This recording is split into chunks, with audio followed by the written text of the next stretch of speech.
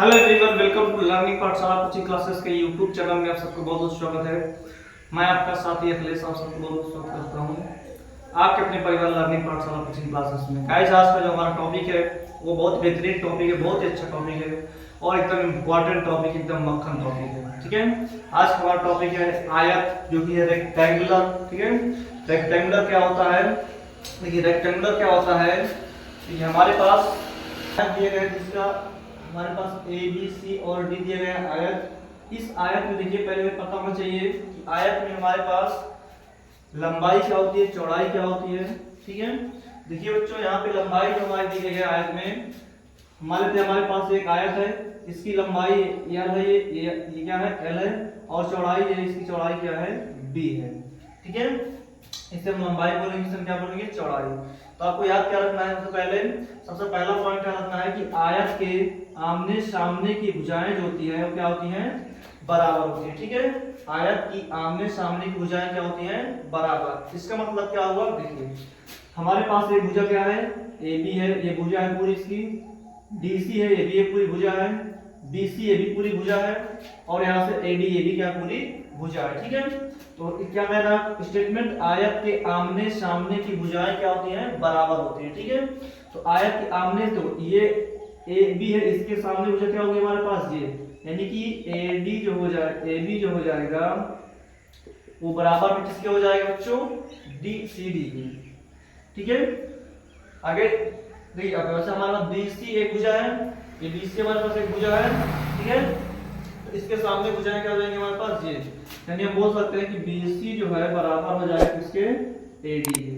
ठीक है, तो याद रखना, आयत के आमने सामने भुजाएं क्या होती हैं, बराबर होती हैं। यानी ये भुजा हमारे पास अगर एडी है और इसके सामने भुजा क्या है, सीडी, तो ये दोनों भुजाएं क्या होंगी, आपस में बराबर होंगी। यानी ये जितनी होगी उतनी भुजा क्या होगी, ये होगी। सपोज दैट हम मान लेते हैं हमारे पास ये 5 सेंटीमीटर है, तो ऊपर वाली भी क्या हो जाएगी, 5 सेंटीमीटर ये हो जाएगी। ठीक है, समझ गए? क्लियर? अब देखिए फिर से हमारे पास ये वाली भुजा मान लेते हैं हमारे पास 2 सेंटीमीटर है, तो ये वाली भुजा भी क्या हो जाएगी, 2 सेंटीमीटर हो जाएगी। ठीक है, समझ गए? तो आयत के आमने सामने की भुजाएं क्या होती हैं, बराबर होती हैं। पॉइंट आपको समझ गए? क्लियर हो गया? ठीक है। अच्छा, देखिए बात आती है कि आयत कहते किसे हैं। तो चार भुजाओं से मिलकर बनी आकृति को क्या कहते हैं, आयत कहते हैं। ठीक है, चार भुजाओं से मिलकर बनी आकृति को क्या कहते हैं, आयत कहते हैं। देखिए उस आयत में क्या होता है, जिसके चार भुजाएं से बनती आकृति, ठीक है, तो क्या होगा, हमारा आयत होगा। ठीक है, लेकिन यहाँ पे क्या होता है, लंबाई और चौड़ाई होता है ना। तो यहाँ पे हम बोल सकते हैं कि 2 लंबाई और 2 चौड़ाई होगी इसमें। ठीक है, अब देखिए नेक्स्ट पॉइंट लिखा गया है, प्रत्येक कोण क्या होता है, प्रत्येक कोण समकोण होता है। ठीक है, प्रत्येक कोण समकोण क्या होता है, समकोण मतलब क्या होता है, 90 डिग्री। क्या होता है, 90 डिग्री। ठीक है, यानी कि ये वाला कोण भी जो हमारा होगा, देखिए यहाँ पे ये कोण, ये कोण, ये कोण और ये कोण, ये चारों कोण क्या होंगे हमारे, 90 डिग्री होंगे, यानी 90 अंश के होंगे। ये भी 90 अंश, ये भी 90 अंश, और ये भी 90 अंश, और ये भी 90 अंश। याद रखना, आयत के चारों कोण क्या होते हैं, 90 डिग्री के होते हैं, समकोण होते हैं। ठीक है, अब बात करते हैं, देखिए दूसरी बात, आयत के दूसरा पॉइंट अगर हम बात करें तो आयत के विकर्ण, आयत के विकर्ण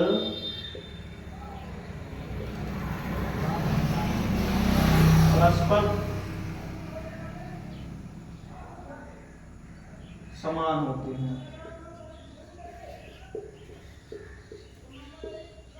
ठीक है, आयत के विकर्ण जो होते हैं एक दूसरे के क्या होते हैं, समान। विकर्ण क्या होता है, देखिए मान लीजिए हमारे पास ये, हमारे पास एक आयत दिया गया है, आयत के देखिए ये ए बी है, ये भुजा हमारे पास सी डी है, ये बी सी और ये डी सी है। तो ए और सी को जब मिला देंगे इसको, ये हमारा क्या कहलाता है, विकर्ण। क्या कहलाता है बच्चों, विकर्ण। ठीक है, और जब बी और डी को मिला देंगे तो ये भी क्या कहलाएगा, हमारा विकर्ण। ठीक है, ठीक है, तो आयत के विकर्ण जो होते हैं एक दूसरे को काटते हैं या परस्पर प्रतिच्छेद करते हैं। ठीक है, और यहाँ इस एक बिंदु पर मिलते हैं। ठीक है, और विकर्ण दोनों क्या होंगे, बराबर होते हैं। ठीक है, या समान होते हैं। समझ गए इस पॉइंट को? ठीक है, अब देखिए बात करते हैं हम यहाँ पे 2 पॉइंट को। पहला पॉइंट हमारे पास है आयत का परिमाप। आयत का परिमाप। अब देखिए परिमाप क्या होता है, ठीक है, परिमाप क्या होता है समझिए ध्यान से। परिमाप ये होता है, जैसे मान लीजिए हमारे आपके आसपास कहीं पे भी आज यहाँ पे बैठे आप जहाँ पे देख रहे हैं वहाँ पे एक कमरा होगा, कमरा का जो बाउंड्री जो लाइन है चारों तरफ से घिरा होगा, ठीक है। तो ये चार जो बाउंड्री में दिख रहा होगा ये हमारा क्या कहलाता है, लाइन, ठीक है। यानी ये हमारा क्या कहलाता है, परिमाप, ठीक है।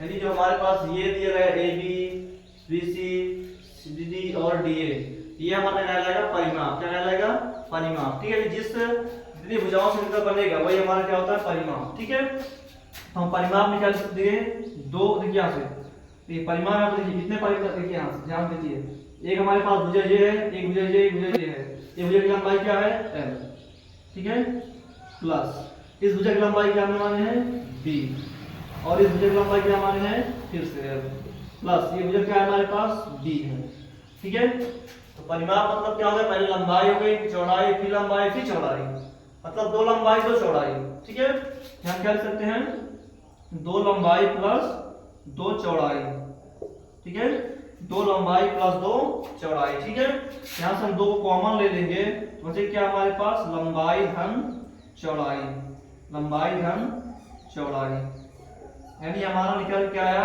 आयत का जो परिमाप है वो क्या निकल के आया, पेरीमीटर, इसे बोलते हैं पेरीमीटर, क्या बोलते हैं, पेरीमीटर, ठीक है। क्या निकल के आया, पेरीमीटर। पेरीमीटर क्या निकल के आया हमारे पास, दो गुणे लंबाई धन चौड़ाई, ठीक है। और ये कहां से है समझ गए, एक लंबाई ये है, इसके सामने की लंबाई ये हो गई, यानी दो लंबाई हो गई, और हमारे पास एक चौड़ाई ये है, इसके सामने भी चौड़ाई हो गई, तो कितनी, दो चौड़ाई हो गई, दो लंबाई और दो चौड़ाई मिला के हमने दो कॉमन ले लिया गया, और लंबाई प्लस क्या बचा, चौड़ाई। ये हमारा क्या होता है, आयत का परिमाप, ठीक है। क्या होता है, आयत का परिमाप। इसी प्रकार हम निकालेंगे आयत का क्षेत्रफल, ठीक है। क्या निकालेंगे, क्षेत्रफल।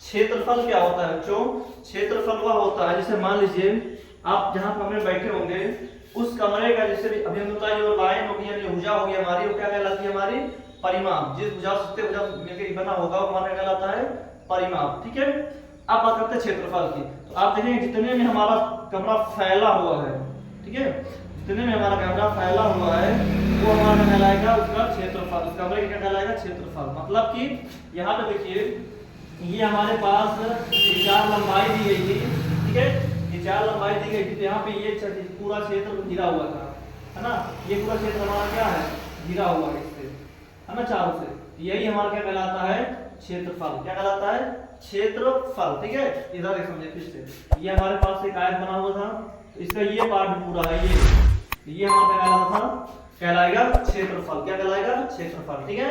समझ गए क्षेत्रफल क्या होता है। तो देखिए हमारे पास दिया गया ये लंबाई दी गई है और चौड़ाई, इन्हीं दो चीजों से मिलकर हमारा क्षेत्रफल घिरा हुआ है ना, लंबाई और क्या है, चौड़ाई से। तो इसकी आयत का परिमाप क्या, और आयत का क्षेत्रफल क्या हो जाएगा, क्षेत्रफल हो जाएगा लंबाई गुणे में चौड़ाई। क्या हो जाएगा, लंबाई गुणे में चौड़ाई, लंबाई गुणे में चौड़ाई, ठीक है। समझ गए, आया समझ में, बताओ समझ में आया कि नहीं आया, आया समझ में, ठीक है। अब देखिए एक बार फिर समझते हैं, ठीक है। हमने पहले बात किया आयत के बारे में, आयत क्या होता है, जो चार भुजा से मिलकर बनता है क्या कहलाता है, हमारा आयत कहलाता है, ठीक है।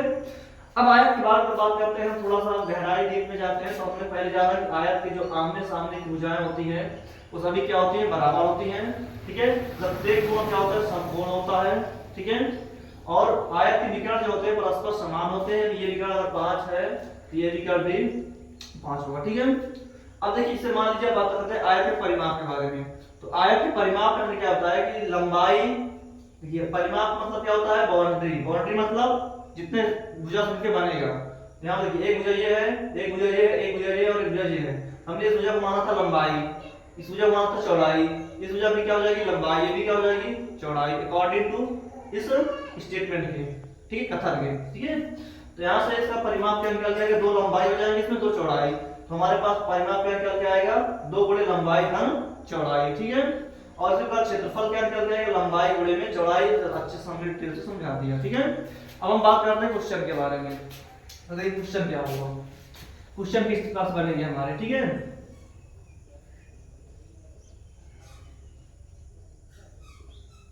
देखिए प्रश्न कैसे बनेंगे, प्रश्न हमारे पास ये दिया जाएगा कि हमारे पास एक कमरा है, उस कमरे की लंबाई जो है 10 सेंटीमीटर है, चौड़ाई 15 सेंटीमीटर है। तो बोलेगा उस कमरे का परिमाप क्या होगा और उस कमरे का क्षेत्रफल क्या होगा बताइए। ठीक है, हम क्वेश्चन यहाँ पे लिख के दिखाते हैं। एक कमरे की लंबाई बराबर लंबाई 10 सेंटीमीटर व चौड़ाई 15 सेंटीमीटर हो तो कमरे का परिमाप व क्षेत्रफल ज्ञात कीजिए।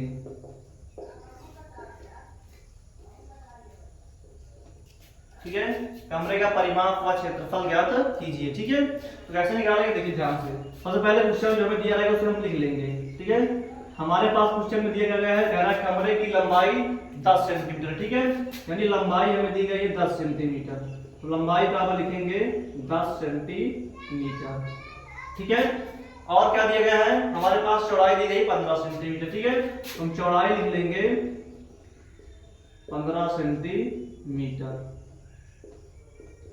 ठीक है, तो कह रहा है कमरे का परिमाप और क्षेत्रफल ज्ञात कीजिए। ठीक है, तो क्या पूछ रहा है हमसे, परिमाप पूछा जा रहा है और क्षेत्रफल पूछा जा रहा है। ठीक है, तो ये कैसे ज्ञात करेंगे ध्यान समझिए आप लोग। अब यहां से लिखेंगे हल जो लिख रहा है, तो पहले लिखेंगे आयत का परिमाप बराबर, आयत का परिमाप बराबर हमने क्या पढ़ा, 2 गुणे लंबाई प्लस चौड़ाई। यही पढ़े हम लोगों ने, आयत का परिमाप होता है क्या पढ़े, 2 गुणे लंबाई प्लस चौड़ाई। ठीक है, तो यहाँ देखिए हमारे पास 2 गुणे में लंबाई क्या दी गई है हमारे पास 10 सेंटीमीटर प्लस चौड़ाई कितनी दी गई है 15 सेंटीमीटर। तो यहाँ से क्या हो जाएगा, 2 गुणे में 15 और 10 जोड़े कितना हो जाएगा 25। ठीक है, तो यहाँ से हमारे पास क्या है 2 गुणे में 25, यानी हमारे पास क्या आ जाएगा 50 सेंटीमीटर। क्या आ जाएगा 50 सेंटीमीटर। ठीक है, तो परिमाप क्या निकल के आएगा 50 सेंटीमीटर। ठीक है, आराम समझिए फिर से।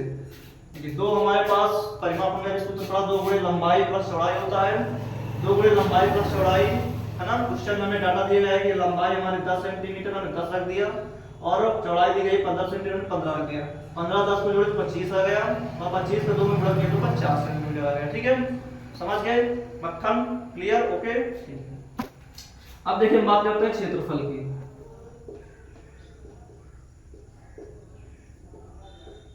क्षेत्रफल हमारा अगर हम बात करें, क्षेत्रफल हमारा क्या होगा, तो क्षेत्रफल हमारा क्या होता है लंबाई गुणे में चौड़ाई। क्या होता है, लंबाई गुणे में चौड़ाई। ठीक है, अब देखिए हमारे पास लंबाई क्या दी गई है, लंबाई दी गई है 10 सेंटीमीटर गुणे में चौड़ाई की दी गई क्या दी गई है 50 सेंटीमीटर, चौड़ाई क्या दी गई है 15 सेंटीमीटर, तो रख देंगे 15 सेंटीमीटर।